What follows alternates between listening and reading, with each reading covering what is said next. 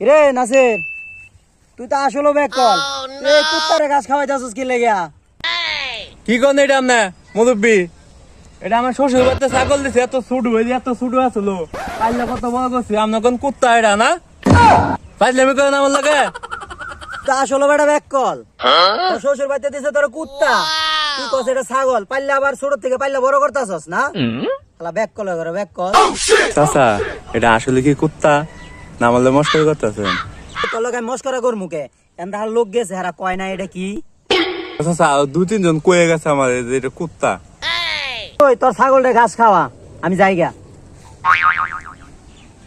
কুত্তা দেখো ছাগল আজকা বাড়িতে গেল ওই মারানি ছেড়ে দৌমা শ্বশুর বেড়া তো খবর আছে, আমার বলত পাইছে না?